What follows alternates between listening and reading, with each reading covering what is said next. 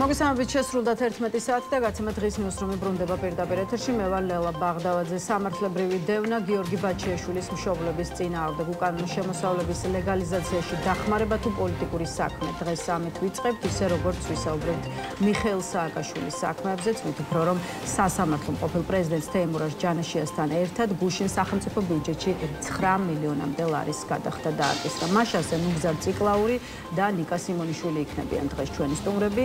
თუმცა ვიდრე სტუმრები შემოგვერთდებიან, გადავხედოთ ბოლო სიახლეებს. საპატრულო პოლიციის, თბილისის პოლიციის, იმერეთის პოლიციის, კახეთის პოლიციის და შიდა ქართლის პოლიციის დეპარტამენტების თანამშრომლებმა სხვადასხვა დროს ჩატარებული ოპერატიული ღონისძიებებისა და საგამოძიებო მოქმედებების შედეგად თბილისსა და რეგიონებში უკანონო წესასროლი იარაღები, ასევე საბრძოლო მასალა ამოიღეს. დაკავებულია 9 პირი. შინაგან საქმეთა მინისტრმა გელა გელაძემ აჭარის რეგიონში აჭარისა და გურიის პოლიციის დეპარტამენტების, ასევე საპატრულო პოლიციის დეპარტამენტის აჭარის მთავარი სამმართველოს ხელმძღვანელ პირებთან სამუშაო შეხვედრა გამართა. მინისტრმა დეპარტამენტების წარმომადგენლებისგან დანაშაულის წინააღმდეგ ბრძოლის, ასევე უსაფრთხო ტურისტული გარემოს უზრუნველყოფის მიმართულებით განხორციელებული ღონისძიებების შესახებ ინფორმაცია მოისმინა. განათლების, მეცნიერების და ახალგაზრდობის მინისტრმა გივი მიქანაძემ გურიის რეგიონში 3 ახლად რეაბილიტირებული სკოლა დაათვალიერა. მინისტრი ოზურგეთის მუნიციპალიტეტის ნომერი 3 სოფელ მაკვანეთისა და სოფელ დვაბზუს საჯარო სკოლების თანამედროვე სტანდარტების ინფრასტრუქტურას გაეცნო და მასწავლებლებსა და მოსწავლეებს შეხვდა.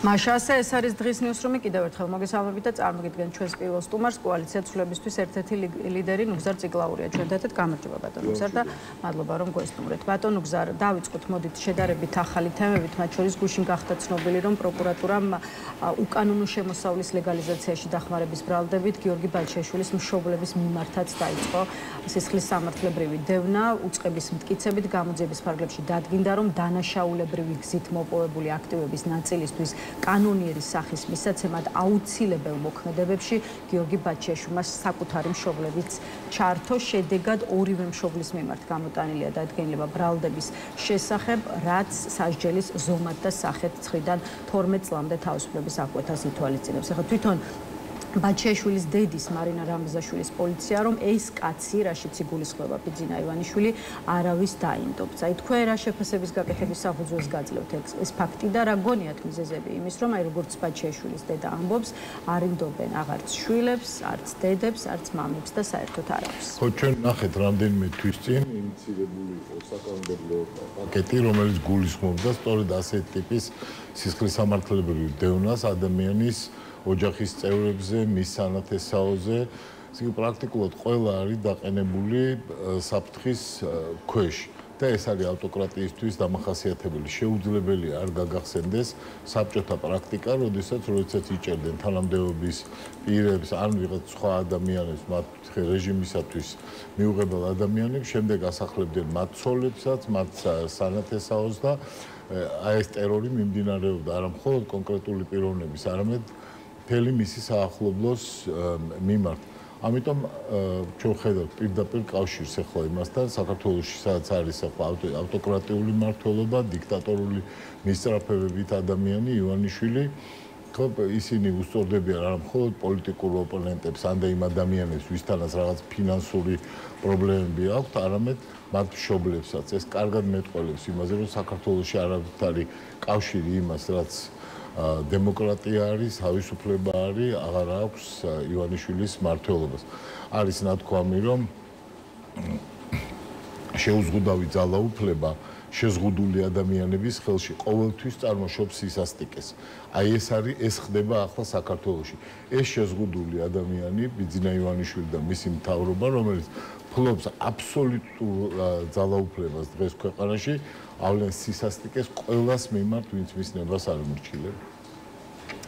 ბაჩიაშვილის დედის პირველი კომენტარი TV პირველმა გაავრცელა გუშინ და ის ამბობს იმასაც, რომ არა მხოლოდ მათ, ანუ ბაჩიაშვილების ოჯახს არ ინდობს ბიძინა ივანიშვილი, არამედ ქართული ოცნება, ასე ვთქვათ, ცუნამის ეფექტით უპირისპირდება, მათ შორის საკუთარ გარემოცვას, საახლობლოს, სანათესაოს და ვის აღარ. მოდით ამ თემასაც შევეხოთ და სუსის და პროკურატურის, ასე ვთქვათ, ბოლო პერიოდის დაკავებებიც შევაფასოთ. მართლაც რა საჩვენებს საგამოძიებო ორგანოების მისვლა არაერთ ყოფილ თუ მოქმედ მაღალჩინოსანთან, ისე როგორც არაერთ კომპანიასთან.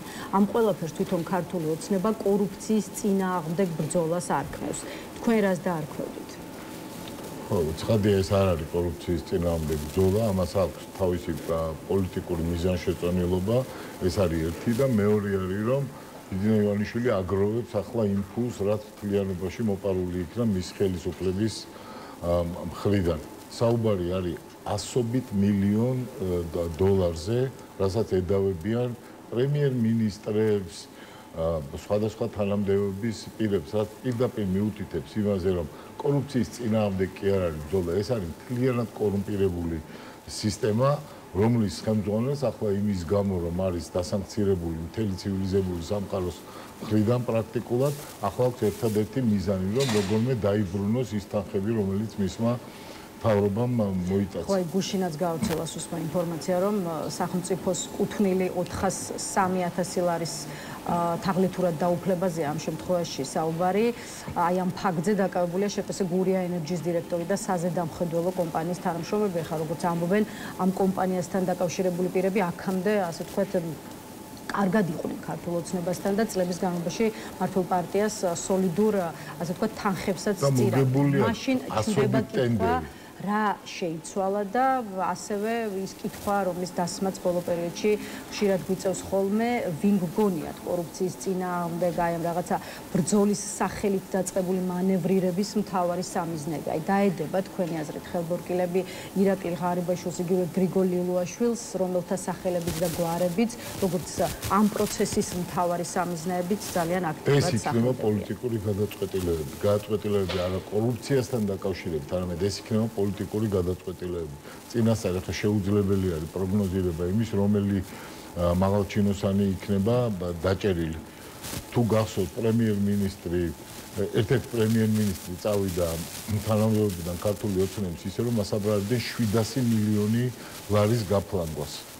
ხო, ახლა უკვე შემდეგ პრემიერ-მინისტრია ლაპარაკი, თავდაცვის მინისტრია ლაპარაკი და მათაც აბრალებენ აი ამ ასტრონომიული თანხების მოპარვას. ვიჟუაძის ამბავი ყველასთვის ცნობილი არის, თვითმკვლელობამდე მიიყვანეს ადამიანი და მასაც ედავებიან ასობით მილიონ დოლარს. ამიტომ უნდა მივხვდეთ, რომ აქ არავითარი კავშირი კორუფციასთან არ არის. ეს არის რაღაცა ქურდული გარჩევები, მაფიოზური კლანის გარჩევები, რომელიც მიზანს ისახავს ფულის მოტანას და განსაკუთრებით იმ ადამიანთა მიმართ არის ეს სასტიკი, რომელიც როგორც ჩანს შემჩნეულები არიან, ან ეჭვმიტანელები არიან ბიძინა ივანიშვილთან ლოიალობის არქონაში. საქართველოს სახელმწიფო აღარ მოქმედებს როგორც სამართლებრივი სისტემა. ის მოქმედებს როგორც მაფიოზური კლანი, ის მოქმედებს როგორც ნამდვილი ავტოკრატია და ეს რა თქმა უნდა ჩვენ ქვეყანას უსწავლს განვითარების ყოველგვარ პერსპექტივას. ჩვენ ერთმანეთს უნდა დავფიქსდეთ ასევე, რომ როდესაც მოქალაქეებისათვის პრობლემური არის ხანდახან თავიანთი შვილებისათვის წამლის ყიდვა, არსებობს საქართველოში რაღაც 300 თუ 500 კაციანი დაჯგუფება, რომელიც ერთმანეთთან იყოფს აი ამ 3 და 4 მილიონი ადამიანის ქონებას. აი ეს არის ის ნამდვილი სახელმწიფოებრივი ტრაგედია, რომელშიც ახლა ქართული მოქალაქე არის. მიხეილ სააკაშვილსა და მის საქმეებზეც მინდა ვისაუბროთ, იქიდან გამომდინარე, თუნდაც რომ ორ საქმეზე გუშინ გამოცხადდა განჩენი, ერთ შემთხვევაში სააპელაციო სასამართლომ დიდი ოდენობით საბიუჯეტო თანხების გაფლანგვის საქმეზე, რაც ეგრეთ წოდებული პიჯაკების საქმით არის საზოგადოებაში ცნობილი, სააკაშვილისა და თეიმურაზ ჯანაშიას მიმართ პირველი ინსტანციის სასამართლოს გაწყვეტილება ძალაში დატოვა, ანუ ძალაში დატოვა სააკაშვილისთვის მისჯილი 19 წლიანი თავისუფლების აღკვეთა, მეორე შემთხვევაში კი საქალაქო სასამართლომ გადაწყვეტილება გამოაცხადა სახელმწიფოს მიერ წარმოებულ სამოქალაქო დავაზე და მიხეილ სააკაშვილს და თეიმურაზ ჯანაშიას სახელმწიფო ბიუჯეტში ჯამში 9 მილიონ ლარამდე თანხის გადახდა დააკისრა და უშუალოდ მიხეილ სააკაშვილს დამატებით გადასახდელად განესაზღვრა კიდევ 631,000 ლარზე ცოტა მეტიც.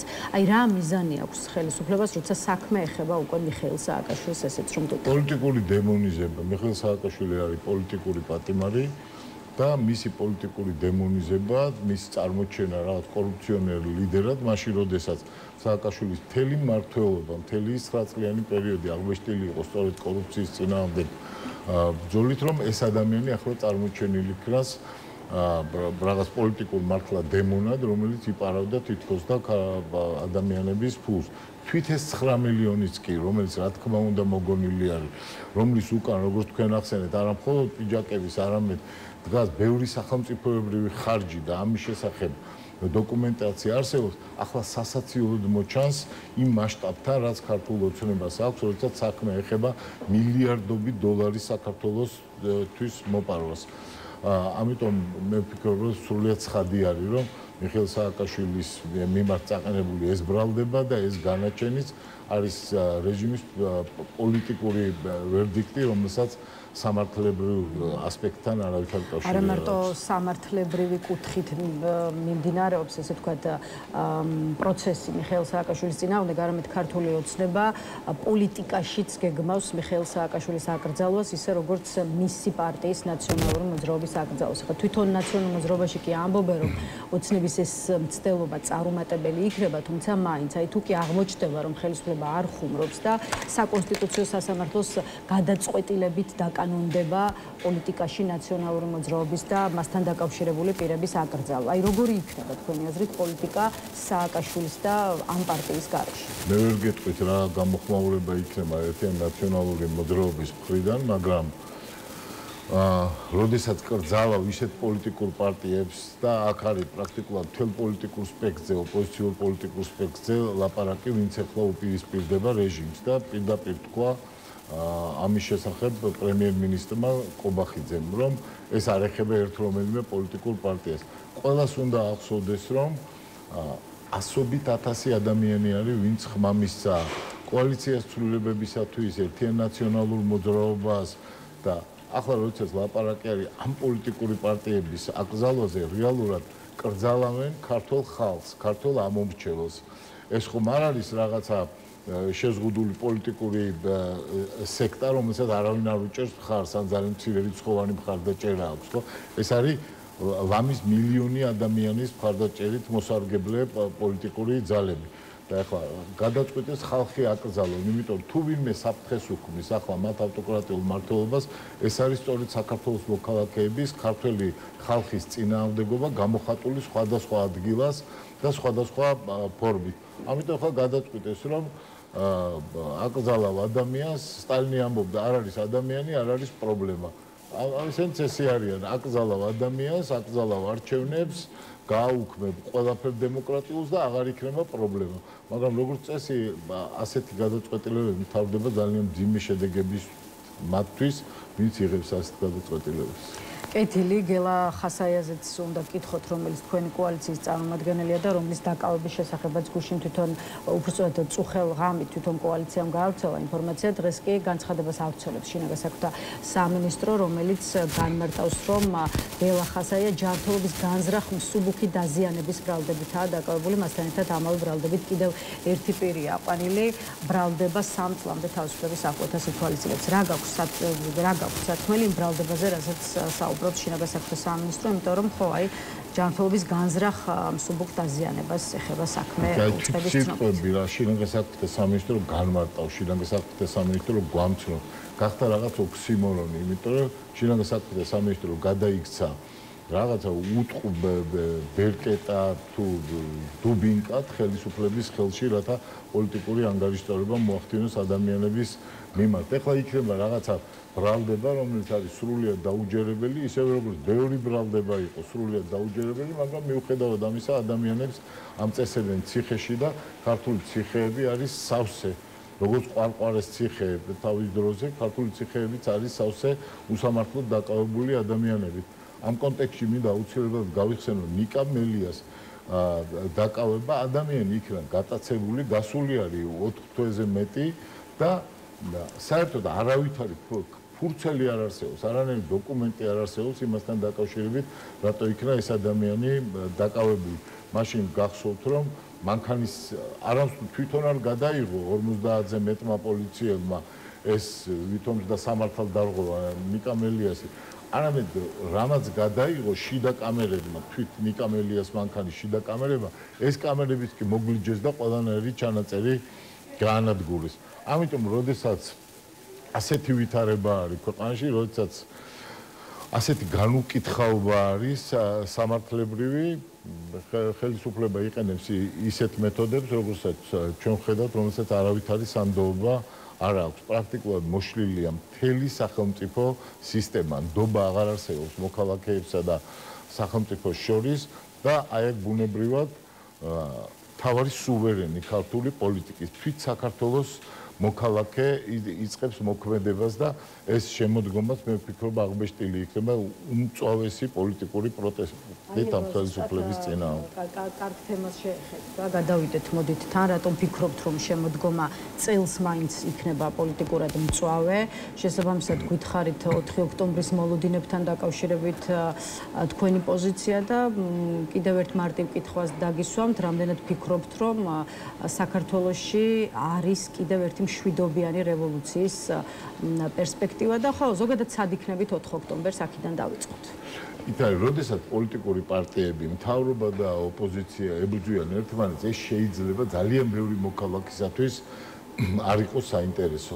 არსებობენ, რა თქმა უნდა, არსებობს ისეთი ხალხი, რომელიც ამაში ჩართული არის, მაგრამ ძალიან ბევრი ადამიანისთვის, თავისი ეკონომიკური პრობლემებით დაკავებული ადამიანებისათვის შეიძლება ეს იყოს რაღაც ხარჯის ქვეშ ბრძოლა რაღაც პოლიტიკურ პარტიების, რომელთანაც მას კავშირი არ აქვს. თავარი და უმთავრესი, რაც მოხდა ბოლო 1 წლის განმავლობაში, არის ის, რომ თავარ ქართულ იდეა უარყო ხელისუფლებამ. ეს არის ევროპული განვითარების იდეა და ეს არის ხშირად მოლაპარაკია ისტორიულად დეტერმინირებული იდეა საქართველოსი, ქართული სახელმწიფოსი სხვადასხვა ფორმაციების დროს. აი როდესაც ეს უარყოფა მოხდა, მე დარწმუნებული ვარ, რომ ძალიან ბევრი ადამიანის აქტივაცია მოხდა სწორედ ამის გამო. ესე იგი, სასწორზე დგას არა ის ახლა კოალიცია ცვლილებებისათვის გაიმარჯვებს თუ ხელისუფლება ან სხვა რომელიმე პარტია. სასწორზე დგას სრულიად სხვა რამ. საქართველოს ცივილიზაციური არჩევანის წინაშე. წავა ირანისკენ, რუსეთისკენ და ჩინეთისკენ თუ წავა თავის მთავარი ისტორიული სამყოფელისკენ და ეს არის ევროპა, გერმანია, საფრანგეთი, იტალია და ასე შემდეგ. აი თქვენი კოალიციის ასე ვთქვათ როლი და წვლილი რა არის იმაში, რომ საქართველოს სწორი გზით წავიდეს. თქვენი კოალიციის წარმომადგენლები კი ამბობთ, რომ იგივე 4 ოქტომბერს იქნებით რუსთაველის გამზირზე, თუმცა ცალკეული წარმომადგენელი მუდმივად უსვამს ხაზს, რომ არც ამ აქციის საორგანიზაციო ასე ვთქვათ საკითხებში ხართ ჩართული და არც ოცნების მშვიდობიანი დამხობის გეგმასთან ასე ვთქვათ აკავშირებთ საკუთარ კოალიციას. რა არის მიზეზი? ამ პროცესში ყველაზე აქტიური მაინც არის ნაციონალური მოძრაობა, აი თქვენი კოალიცია კი, რომელიც ასევე ერთ-ერთი წამყვანი ოპოზიციური პოლიტიკური გაერთიანება, თითქოს აი ამ გეგმისგან მაინც დისტანცირებას არჩევს. ხელისუფლება არის ანტიევროპული და ამიტომ ასეთი ხელისუფლების დელეგიტიმაცია არის თავარი პოლიტიკური ამოცანა ახლა საქართველოში მოქმედი პოლიტიკური ძალებისათვის. ეს ნაბიჯები გადადგმული იქნა კოალიციის მხრიდან, პირველ რიგში ეს არის პარლამენტში არ შესვლა და მათთვის არ მინიჭება იმ ყალბი ლეგიტიმაციის, რომლის სურვილიც ჰქონდათ.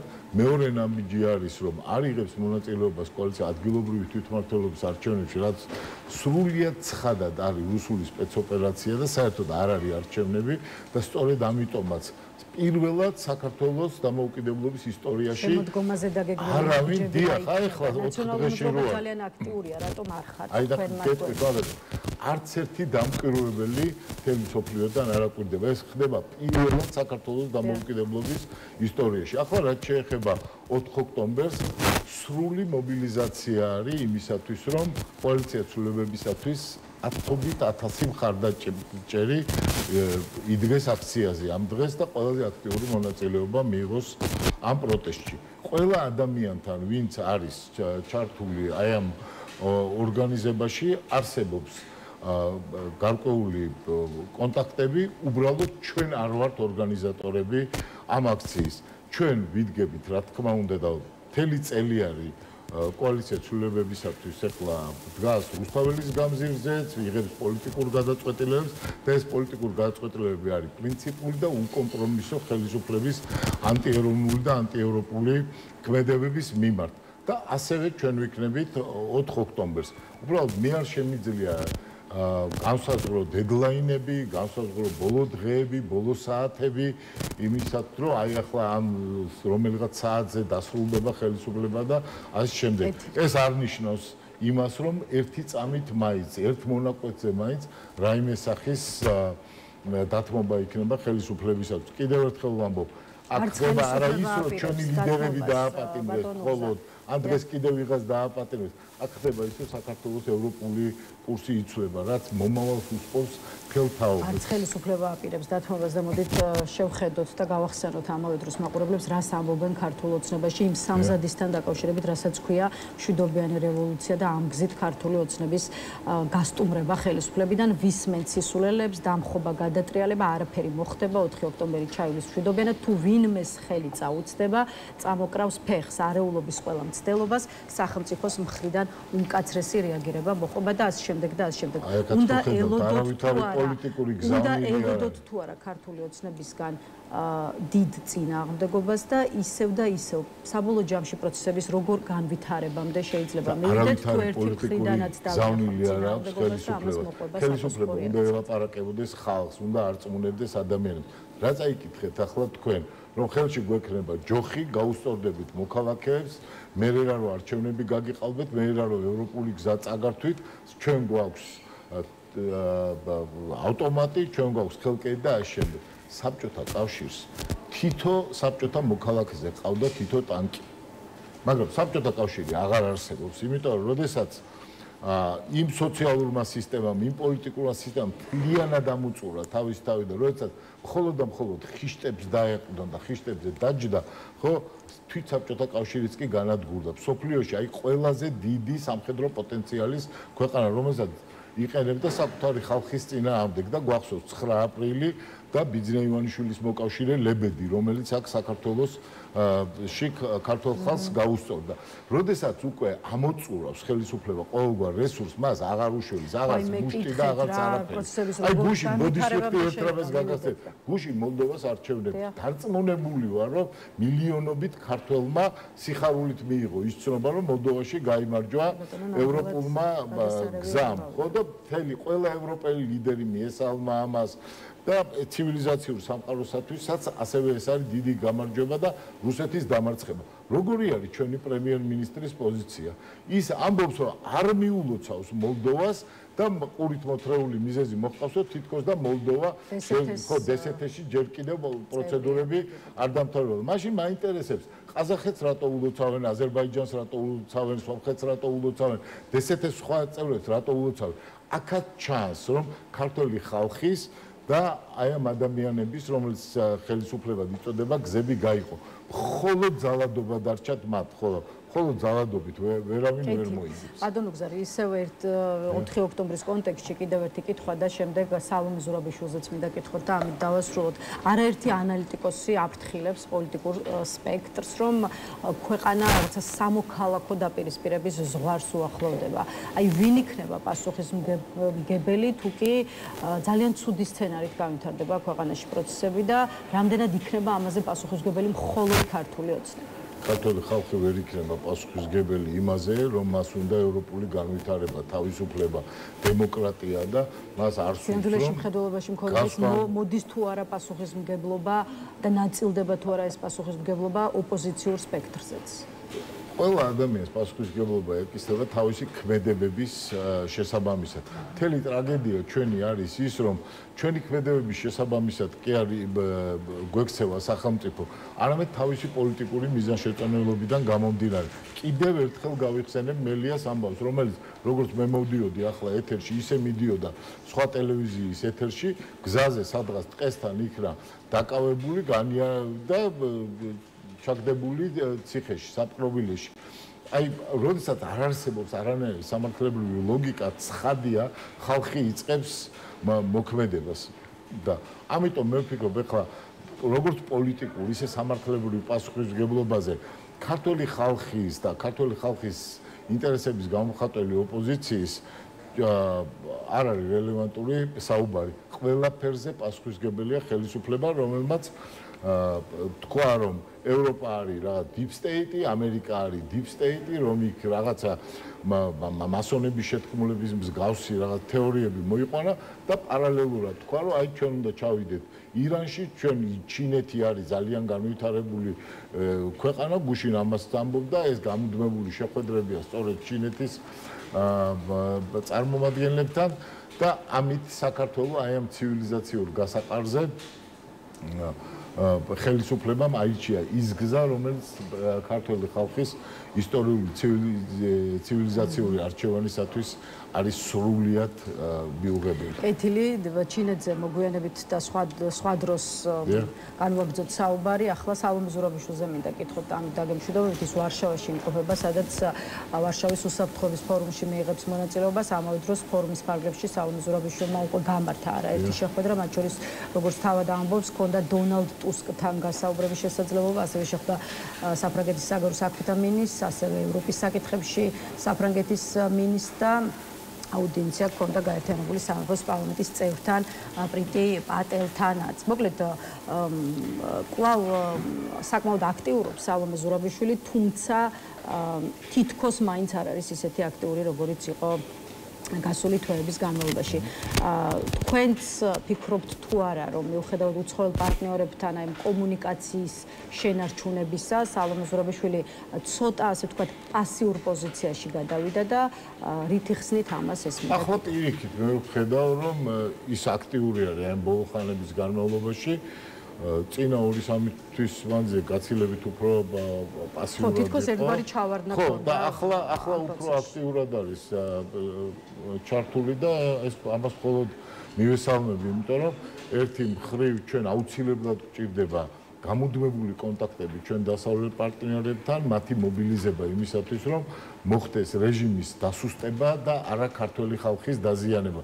როდესაც არის ვიზა ლიბერალიზაციაზე ლაპარაკი, ჩემი მოსაზრება გახლავთ, რომ პირველ რიგში ვიზებზე შეზღუდვები ნებისმიერი სხვა ფინანსური თუ აი შემდეგ შეზღუდვა უნდა დაუწესდეს რეჟიმს და მის მომხრეებს, იქნებიან ეს ბიზნესმენები თუ სხვა ვინმე.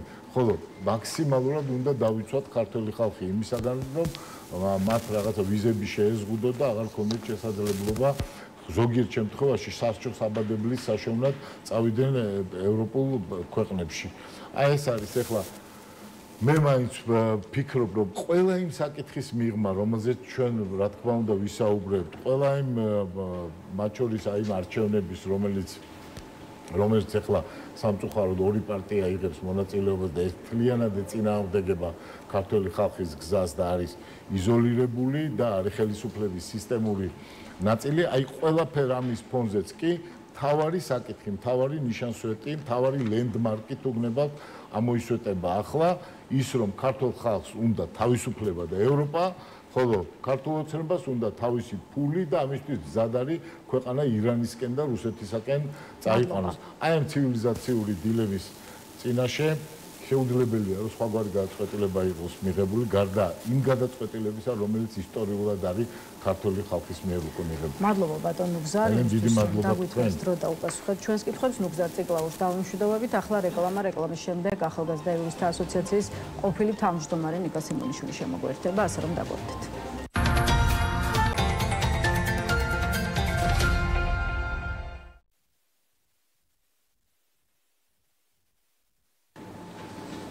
მაშა ასე რეკლამა დასრულებულია, ბრუნდებით პირდაპირ ეთერში და გვერდება ჩვენი კიდევ ერთი სტუმარი, ახალგაზრდა იურისტთა ასოციაციის ყოფილი თავმჯდომარე იურისტი ნიკა სიმონიშვილია ჩვენთან ერთად. გამარჯობა ნიკა და მადლობა რომ შემოგვიერთდით. გამარჯობა, მოგესალმებით, მაყურებელს მივესალმები და მადლობა მოწვევისთვის. ნიკა, მოდით გადაცემის ეს ნაწილიც გავხსნათ პროკურატურის მიერ გუშინ გავრცელებული ინფორმაციის შეფასებით იმის თაობაზე, რომ თანა ინვესტირების ფონდის ყოფილი ხელმძღვანელის გიორგი ბაჩიაშვილის მშობლების მიმართაც დაიწყო სამართლებრივი დევნა. გეტყვით რა წერია უწყების განცხადებაში. გიორგი ბაჩიაშვილმა 2017-2023 წლებში მოახდინა დანაშაულებრივი გზით მოპოვებული აქტივებიდან 2,944,957 ამერიკული დოლარის და 1,097,187 ლარის ოდენობით უკანონო შემოსავლის ლეგალიზაცია მშობლების დახმარებით და ასე შემდეგ ასეთია ბრალდება. დედასაც და მამასაც 9-დან 12 წლამდე თავისუფლების საკვეთა ემუქრება. გვითხარით თქვენი პოზიცია სამართლებრივი თუ პოლიტიკური საქმე, რას დაარქვევდით იმას, რასაც ახლა უკვე ბაჩიაშვილის ოჯახთან მიმართებაში ვხედავთ? მოდი სამართლებრივი ნაწილით დავიწყოთ. სამართლებრივად ზოგადად ეს პროცესი როგორ უნდა მიმდინარეობდეს და თქვათ რატომ ფიქრობ მე რომ ეს ყველაფერი სწორედაც პოლიტიკური ანგარიშის სწორებაა და არა მართლმსაჯულება. თუ ჩვენ სამართლებრივ ასე ვთქვათ ნაწილს შევეხებით, კი ბატონო, ანუ თუ ვიღაცამ ვიღაცას რაღაც თანხა მოპარა, ესე უხეშად რომ ვთქვათ, ამას დამოუკიდებელი მართლმსაჯულების ორგანოები უნდა აფასებდნენ. ნორმალურ შემთხვევაში ეს ასე არის. და თუ მას ვინმე დაეხმარა ამ უკანონო შემოსავლის ლეგალიზაციაში, ესეც რა თქმა უნდა შესაბამისად უნდა იყოს კანონის შესაბამისად უნდა იყოს დაჟილი. უბრალოდ აქ მთელი პრობლემა ისაა, რომ გიორგი ბაჩიაშვილთან მიმართებით ჩვენ ხედავთ იმას, რომ ფაქტია, ბიძინა ივანიშვილის სურვილის გამო ქართული ოცნება მთლიანად სამართლებრივ წესრიგს ცვლის და მისი პრობლემური ვალების, ასე რომ დავარქვათ, მისი პრობლემური ვალების ამოსაღებად ისეთ რეგულაციებს იღებს და ისეთ პრაქტიკას ეწევა, რომელიც ამ ქვეყანაში ფაქტობრივად არ გვინახავს, ხო? ანუ საუბარი არის მათ შორის დანაშაულის შედეგად მიყენებული ზიანის სანაზღაურების წესის ცვლილებაზე, მათ შორის რომლითაც ფაქტობრივად ადამიანი ციხიდან რომ გამოდის, მაინც პატიმრობაში რჩება და ქვეყნიდან არ უშვებენ, თუ მას ფაქტობრივად არსებობის უფლებას ართმევენ და შემდგომ თუ ვინმე ეხმარება ოჯახის წევრსაც კი დაიჭერენ ამის გამო, ფაქტობრივად აი ასეთი წესრიგი შექმნეს სწორედაც ამ ერთი кейსის გამო, ძირითადად ამ ერთი кейსის გამო, მაგრამ იმას სხვა кейსებთან მიმართებითაც გამოიყენებენ, მათ შორის რეგულარულ кейსებთან მიმართებითაც. ფაქტია ის, რომ ანუ აქ უკვე ის რაც არსებობდა სამართლებრივი წესრიგი და რომელიც მათ შორის ითვალისწინებდა იმას, რომ შესაძლებელი იყო დადგენილიყო კონკრეტული პირის ბრალეულობა, მან რაღაც თანხა მოიპარა, არ მოიპარა და ეს მერე გაათეთრა თუ არ გაათეთრა და შემდგომ თუ ვინმე ამაში დაეხმარა, ამ ყველაფერთან მიმართებით სამართლებრივი პროცედურები რა თქმა უნდა არსებობდა, მაგრამ ამ კონკრეტული кейსის გამო და სწორედაც ანუ სხვა ვერაფერს ვერ ვაბრალებ იმას, რომ სწორედაც ბიძინა ივანიშვილის დაკვეთა იქნებოდა ეს ყველაფერი, ფაქტობრივად მთლიანად სამართლებრივი წესრიგი შეცვალეს და ისეთი სამართლებრივი რეგულაციები მიიღეს ამ კონკრეტული ადამიანის და კონკრეტული ოჯახის გამო, რომლის ანალოგსაც აი ამ სამართლებრივი წესრიგის ანალოგს არც ერთ სამართლებრივი სახელმწიფოში ვერ შევხვდებით, ფაქტობრივად ეს იყო ოჯახის წევრების მიმართ ანგარიშწორება და მე ვფიქრობ, რომ სამართლებრივად ეს გასაგებია, რომ ამას სამართლებრივი ახსნა მოგუძებნოთ მხოლოდ რთული იქნება, იმიტომ რომ აქ პოლიტიკური მდგენელი არის საკმაოდ მნიშვნელოვანი, იმიტომ რომ ამ ადამიანების გამო მთლიანად სამართლებრივი წესრიგი შეიცვალა. ხედავთ იმას, რომ გიორგი ბაჩიაშვილთან მიმართებით ციხეში არაადამიანური მოპყრობის ცემის ფაქტთან დაკავშირებით არსებობს კონკრეტული ფაქტები და ფაქტობრივად გამოძიება არ მიმდინარეობს, ის კი არა ქართული ოცნება ხელს იშველს ისევ გიორგი ბაჩიაშვილისგან თვითონ საკუთარი თავის ცემა დაავალა ვიღაცას და ფული გადაუხადა და თურმე ისინი ციხეში სიტუაციას ვერ აკონტროლებენ, ანუ რაღაც აბსურდულ განცხადებებს ვისმენთ. ანუ ფაქტია, ჩვენ ვხედავთ იმას, რომ რაც არ უნდა გაეკეთებინა ამ ადამიანს, ამ ადამიანებს და მე ვერ ვისაუბრებ, რომ მათ რაღაც გააკეთეს თუ არ გააკეთეს, ამას საუბარი გამიჭირდა, მაგრამ ფაქტი არის ის, რომ ამ ადამიანების მიმართ მართლმსაჯულება კი არა, ანგარიშწორება უფრო ხორციელდება. პოლიტიკური ნიშნით. ნიკა, მიხეილ სააკაშვილის საქმეზე რა გაქვთ სათქმელი და რატომ გეკითხებით, იცით რომ გუშინ თბილისის საქალაქო სასამართლომ ასევე სააკაშვილის და ჯანაშიას ერთ-ერთ საქმეზეც გამოიტანა განაჩენი და სახელმწიფოს სასარგებლოდ მათ ბიუჯეტში ჯამში 9 მილიონ ლარამდე თანხის გადახდა დაეკისრათ. ახლა თქვენც ახსენეთ, ხო, და საკმაოდ ბევრი ისაუბრეთ სისხლის სამართლის საპროცესო კოდექსის შესუცვლებებზე, რომლის ერთ-ერთი მთავარი ცვლილება ის, რომ ფინანსურ დანაშაულებში მსჯავრდებულ პირებს, ასე ვთქვათ, შესაძლოა არა მხოლოდ საკუთარი, არამედ ოჯახის წევრებისა და ნათესავების ქონებაც ჩამოერთვათ. შესაბამისად, აი კითხვა რა მიზანი აქვს სახელმწიფოს უკვე მიხეილ სააკაშვილთან მიმართებაში და ხომ არ შეიძლება ეს მიზანი იყოს მის ოჯახზე, მაგალითად დედაზე გასვლა გიული ალასანიაზე, რომელიც საკმაოდ დიდი, ასე ვთქვათ, როგორც ამბობენ, დიდი ქონების მფლობელია. რამდენად ლეგიტიმური გონიათ? ეს კითხვა, რა თქმა უნდა, დღის წესრიგში უნდა იდგეს და ვფიქრობ, რომ მას საფუძველი ნამდვილად გააჩნია.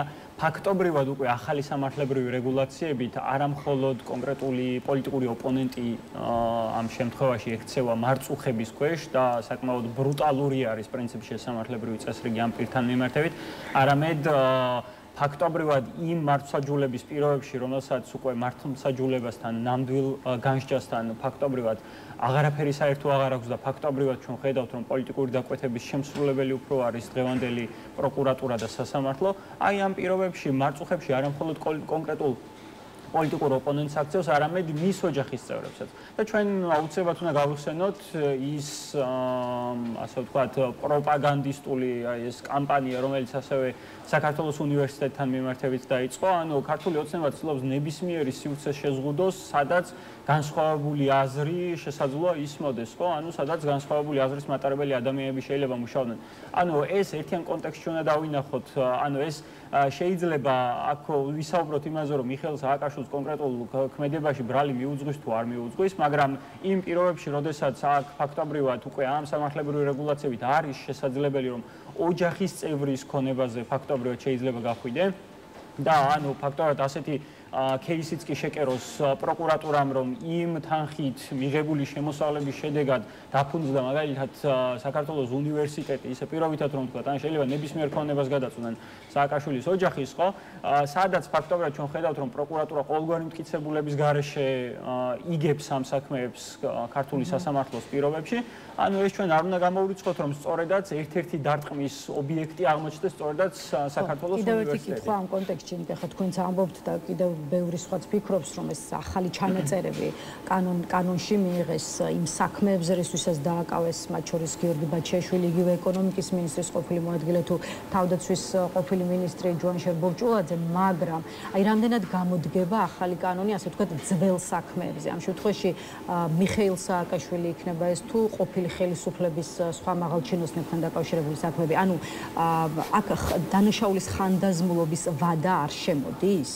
აი ამაში სწორედ ამაში არის საქმე, რომ ნახეთ, აქ უკვე ჩვენ ვეღარ ვსაუბრობთ იმაზე, ნორმალურ სამართლებრივ განსჯის პირობებში ეს წესები უკუძალით უნდა მოქმედებდეს თუ არ უნდა მოქმედებდეს, ხო? ფაქტია, რომ კანონი არის დაწერილი ისე და მათ შორის, ბაჩიაშვილის кейსიც ფაქტობრივად ცხადყოფს ამას და სხვა кейსებიც, ხო?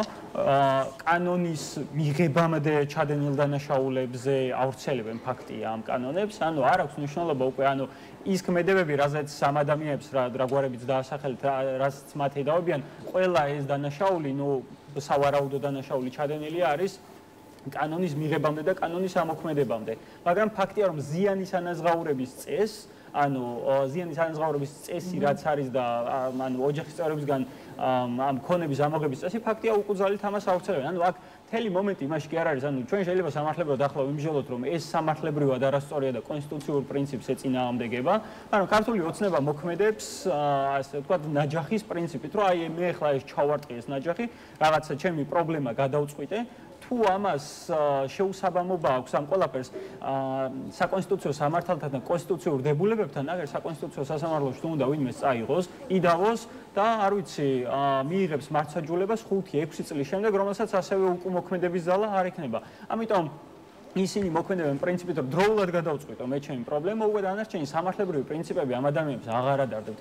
ძალიან ბევრი რეგულაცია შეგვიძლია გავხსენოთ ქართული ოცნების მიღებული, რომლებიც ვერავითარ კონსტიტუციურ ჩარჩოებში ვერ ჯდება, ის კი არა კონსტიტუციის ჩანაწერის პირდაპირ ეწინააღმდეგება. არავითარი მას განმარტება არ სჭირდება, დიდი პროფესორობა და იურისტობაც არ სჭირდება იმის ცოდნას, რომ თქვათ, რომ კონსტიტუციის დებულებას პირდაპირ ეწინააღმდეგება. არ აინტერესებთ მათ ეს საკითხი, მათ აინტერესებთ საკუთარი პრობლემა დროულად გადაწყვიტონ და დროულად გაუსწორდნენ იმ ადამიანებს თუ ვინმესთან ანგარიშსწორება აქვს ასაკეთებელი და ამგვარად დროულად მოაგვარონ თავისი პრობლემა. კიდევ ერთი რასაც ქართული ოცნება აპირებს ეს ნაციონალური მოძრაობის აკრძალვა მოისმენთ 2 დღის წინ ითქვა ქართულ ოცნებაში რომ მიიღეს გადაწყვეტილება საკონსტიტუციო სასამართლოში დაიწყონ პროცედურები რომლის მიზანიც იქნება სწორედ ნაციონალური მოძრაობის და მასთან დაკავშირებული პოლიტიკური პირების საქმიანობის აკრძალვა.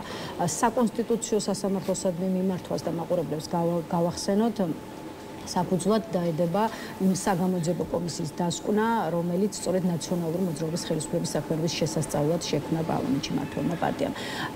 ხედავთ თუ არა, ასე ვთქვათ, ნაციონალური მოძრაობის აკრძალვის საფუძვლებს და აკმაყოფილებს თუ არა ოპოზიციის ეს ერთ-ერთი წამყვანი პარტია იმ კრიტერიუმებს, რა შემთხვევაშიც მართლაც არის დასაშვები პოლიტიკური პარტიის საქმიანობის აკრძალვა. ხო, ანუ ქართული ოცნება მოკლედ манипуლირებს სხვადასხვა საკანონმდებლო ჩანაწერებით, რომლებიც არა მხოლოდ საქართველოს შემთხვევაში გვაქვს, არამედ არის სხვა ქვეყნების კანონმდებლობაშიც მოგვეპოვება, ხო? ანუ ასეთი ჩანაწერები და პრინციპში ეს ნორმალური არის ასეთი ჩანაწერი. სხვა შორის საინტერესოა დასავლური ქვეყნების პრაქტიკა და რა შემთხვევაში მიდიან ხოლმე განვითარებული სახელმწიფოები ასეთ გადაწყვეტილებებს. ანუ ამ შემთხვევაში ძალიან მაღალი სტანდარტი არის დასაბუთების. ანუ მოდი დავიწყოთ იმით, რომ გადაწყვეტილებას ამასთან დაკავშირებით შეიძლება მთავრობამ ან პარლამენტმა არ ვიცი ბევრ პარტიასთან მიმართებით შეიტანოს ასეთი სარჩელი, მაგრამ საბოლოო სიტყვა უნდა ეთმოდეს საკონსტიტუციო სასამართლოს, ხო? ანუ აპრიორი, როდესაც კანონმდებლობა კონსტიტუცია ზოგადად უშვებს იმას, რომ პარტია შეიძლება აიკრძალოს და მის საქმიანობა აიკრძალოს, ხო? აქ ყველაზე მნიშვნელოვანი კომპონენტი არის ის, რომ თავშივე უნდა დაუშვათ ჩვენ ის, რომ საკონსტიტუციო სასამართლო უნდა იყოს დამოუკიდებელი და მიუკერძოებელი, ანუ ის პოლიტიკური დაკვეთების შემსრულებელი არ უნდა იყოს. თუ ამ კომპონენტს გამოვიცხავთ და ანუ კითხვას დავსვამთ საკონსტიტუციო სასამართლოს დამოუკიდებლობასთან მიმართებით, დანარჩენი უკვე ყველაფერი ჩამოშლილი არის შემდეგ, ხო? ფაქტია ჩვენ ვხედავთ იმას, რომ საკონსტიტუციო სასამართლო ბოლო წლებია იღებს იმ გადაწყვეტილებებს, რომლებიც ქართულ ოცნებას აწყობს და პირდაპირ პოლიტიკური დამკვეთების შემსრულებელი არის ისევე როგორც საერთო სასამართლოების სისტემა. აქედან გამომდინარე, ანუ არ ვიცი, ბოლო-ბოლო რავი რა დღეს მხოლოდ იმის გახსენება, რომ საკონსტიტუციო სასამართლოს ყოფილი თავმჯდომარე ახლა უკვე პირდაპირ ქართული ოცნების ერთ-ერთი თანამდებობის პირია, ხო? იუსტიციის მინისტრის მოადგილედ გადმოიყვანეს ტურავა. ამიტომ აქაც მათ შორის ყოფილი თანამდებობის პირები ქართული ოცნების არიან გადაყვანილი საკონსტიტუციო სასამართლოს და პრინციპში არც მალავენ და ვერც მალავდნენ ეს ადამიანების სიმპათიებს ქართული ოცნების მიმართ. ანუ და არიან იქ მოსამართლეები, რომლებიც ანუ ჩვეულებრივად საერთო სასამართლოების სისტემაში მოქმედი კლანის წევრები არიან და ისინი არიან გადაყვანილი საკონსტიტუციო არ გამოვიცხავთ რომ ეს გეგმა ბოლომდე მივიდეს ასე. კი, მე არ გამოვიცხავ ამას. აი ეს ნახეთ მოსამართლეთა მხარდაჭერი. ანუ მე ანუ ამას კოლეგია იხილავს, ანუ ამას ასე ვთქვათ სრული შემადგენლობის ან ცხრა მოსამართლის განხილვა ამას არ ჭირდება, კოლეგიის განხილვა სჭირდება და შესაბამისად ძალიან მარტივი არის ეს საკითხი გადაწყდეს. ალბათ ახლა კოლეგიაში განსხვავებული აზრი დაიწერება და ერთი მოსამართლე მაინც დაწერს გასაგებია, ვინც ამ საკითხებთან დაკავშირებით განსხვავებულ აზრს, მაგრამ უმრავლესობა იმის, რომ ქართულმა ოცნებამ მიიღოს ამაზე გადაწყვეტილება, ამის მხარდამჭერი მოსამართლეები მას საკონსტიტუციო სასამართლოში ყავს, ამიტომ სამართლებრივად თუ შევალთ მსჯელობაში და აქ და არსებობს თუ არა აკრძალვის საფუძველი, თუ ჩვენ ვამბობთ, რომ 2012 წლამდე საქმიანობის გამო უნდა აიკრძალოს, მაშინ 12 თუ 13 წელი სად იყო საერთოდ ეს ხალხი, ხო?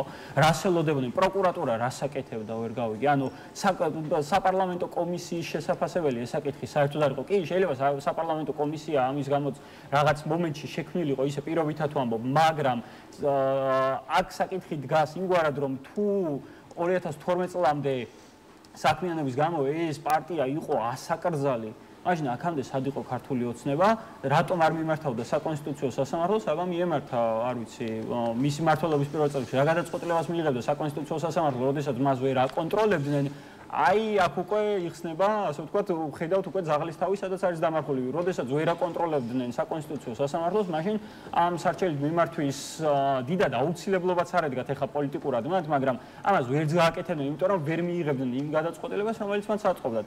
თუმცა აქ უკვე რამდენად აწყობთ ეს პოლიტიკურად რომ გააკეთონ, შეიძლება სარჩელი შეიტანონ, მაგრამ დაკიდონ ეს საკითხი, ესე ჩამოკიდონ და შემდგომ უკვე პოლიტიკურად როგორც აწყობთ, ივაჭრონ ამ საკითხით. სავარაუდოდ ამისთვის სჭირდებათ რომ 1/11 სავაჭრო თემა ქონეთ, ისევე როგორც პოლიტპატიმრებია მაგალითად, ხო? ან სხვა საკითხები, სხვადასხვა კანონმდებლობა, NGO-ების დაყადაღება თუ ასე შემდეგ, აი ასევე იქნება ერთ-ერთი მნიშვნელოვანი სავაჭრო თემა ეს საკითხი. თუ ამ საკითხის ბოლომდე მიიყვანენ, მე ამ ეტაპისთვის ყოველ შემთხვევაში მიჭირს იმის თქმა, რომ მათ ეს სჭირდებათ ამ პოლიტიკური ფასის გადახდა, უფრო სავაჭროდ მგონია რომ ეს სჭირდებათ. თუმცა თუ ეს ბოლომდე, ასე ვთქვათ, მიიყვანა გადაწყვეტეს ამ საკითხის, ნუ აქ უკვე მგონია ქართულ ოცნებად ცოტა საღიაზრიც ექნება დაკარგული, იმიტომ რომ სავაჭრო ფაქტობრივად აღარაფერი ექნება დატოვებული. აი, არასამთავრობო ორგანიზაციების ანგარიშების დაყადაღება ახსენეთ და ერთ-ერთი თემა, რაზეც მინდოდა რომ გვესაუბრა, სწორედ ეს საკითხი იყო, თუმცა დღეს სამწუხაროდ ვეღარ ვასწრებთ, ამოიწურა ჩვენ გაცემისთვის განკუთვნილი დრო, ამიტომ სხვა დროს ისევ დაგპატიჟებთ. დღეს დაგემშვიდობებით ნიკა სიმონიშვილი პასუხობდა ჩვენს კითხვებს. დღის ნიუსრუმი ამით დასრულებულია, ერთმანეთს უკვე 11 საათზე შევხვდებით. ნახვამდის.